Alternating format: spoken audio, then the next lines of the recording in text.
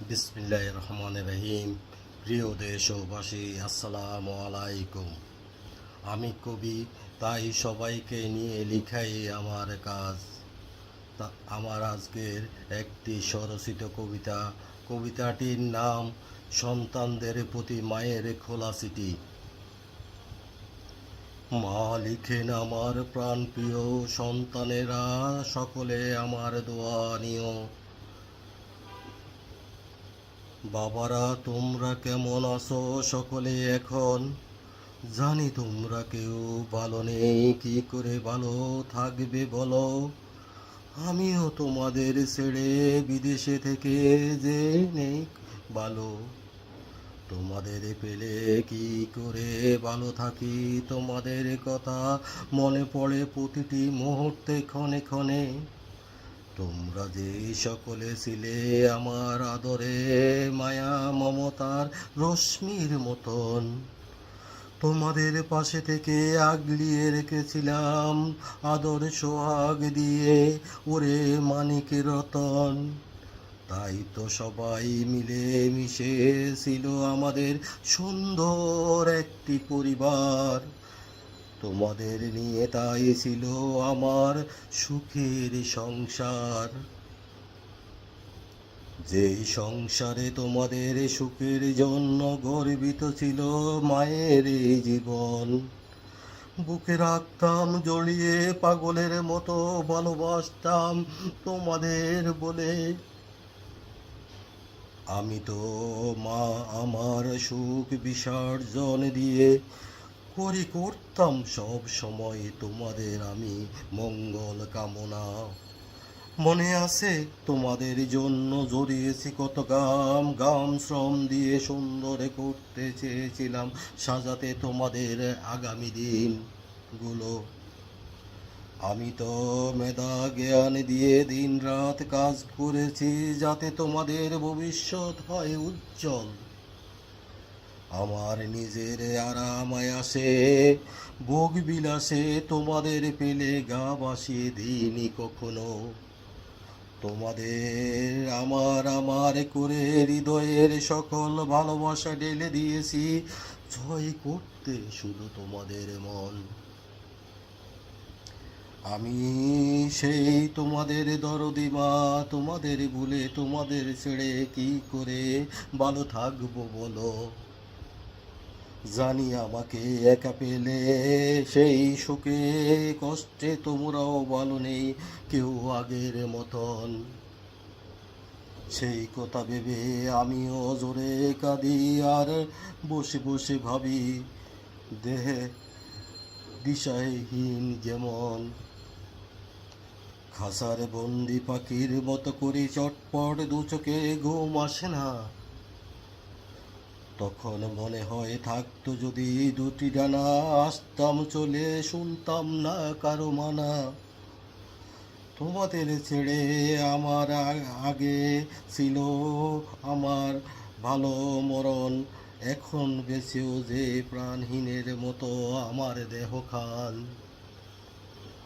এই দুনিয়াতে তোমরা ছাড়া কে ছিল কে আছে আমার সেই আপন জন।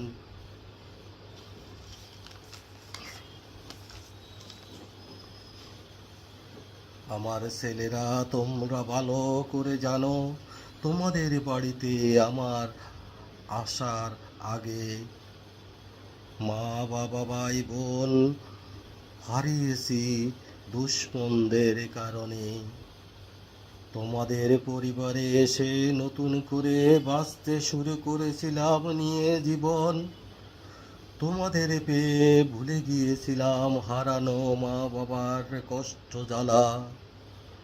তোমাদের নিয়ে করেছি যখন চলা হে সংসার আমার পরিজন, কিন্তু আশার আমার শত্রু তোমাদের শত্রু পরিবারের শত্রু আমাদের সুখে ধরালো তাদের গায়ে জ্বালা। এই দিন আমি আসতে না চাইলে টানা হেঁচড়া করে তোমাদের সাথে দেখা না করতে দিয়ে আমাকে ঠেলে দিল পরবাসে। আমি চিৎকার করে বলেছি, আমি আমার সংসার সন্তানদের ছেড়ে যাব না। তার চেয়ে তোমরা আমাকে মেরে ফেলো। ওরা তোমাদের মুখখানাও আমাকে দেখতে দিল না। হয়তো বুঝবে একদিন কি করেছিল তারা ভুল। আমাকে না পাঠালে কি করে ওরা আমাদের ধন সম্পদ নিবে ওরা দখল। তাই তোমাদের থেকে আমাকে করেছে আলাদা। তারা তাদের পথের কাঁটা সরালো। এখন তাদেরই সব, কারো কিছু বলার নেই। যেমন ইচ্ছা গায়ের জোরে করছে শোষণ, আর আমি নেই তাই তোমাদের সাথেও শুরু করেছে খারাপ আচরণ। জানি তোমাদের অনেক কষ্ট হচ্ছে, একদিকে আমি নেই, অন্যদিকে সইতে হচ্ছে ওদের নির্যাতন।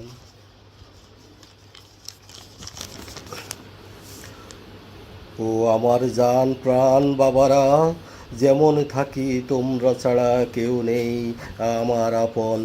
আমি আবার আসবো ফিরে তোমাদের মাঝে, ভেঙ্গে পড়ো না কেউ, হইও না দুর্বল। আত্মবিশ্বাস, সাহস, মনোবল রাখো, ফেলো না কেউ চোখের জল, মুছে ফেলো। জানি আমাকে দূরে ঠেলে দিয়ে শত্রুরা তোমাদের ভালো থাকতে দিবে না কোনো দিন। দেখবে আমার ভুল কথা ধরবে, দেবে কোথায় কোথায় তোমাদের দোষ। তাই তো আমার সংসার করেছিল, যেই কারণে ওরা বিলীন। যেখানে মা না থাকলে বাবা হয় তালই, সেখানে ভরা তোমাদের মাঝে শত্রুর দল। আমার সাজানো গোছানো সংসারের ভিতর ওরা জ্বালছে আগুন। আমি জানি ওরা করছে অন্যায়, যেদিন ওদের উপর পড়বে গজব, ভাঙবে ওদের ভুল, সেদিন হয়তো পাবে না সময়। এখন শুরু, তখন শুরু হবে নেব আমরা অপমানের বদলা। আমার আছে আত্মবিশ্বাস, আমার একটা সন্তান বেঁচে থাকতে পারবে না কোনোদিন ওরা কেউ পার পেয়ে যেতে। তোমরা সবাই একসাথে থেকো, কাঁধে কাঁধ মিলিয়ে।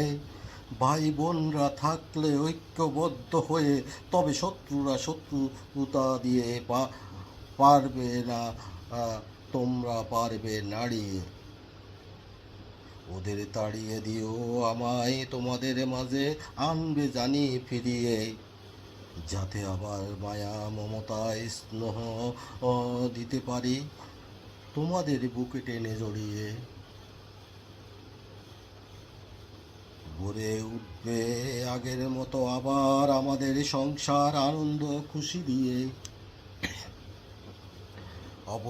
অবশেষে আমার চিঠিখানা হাতে পেলে পড়িয়ে মনোযোগ দিয়ে। সর্বশেষে তোমাদের মা হতভাগিনী মায়া।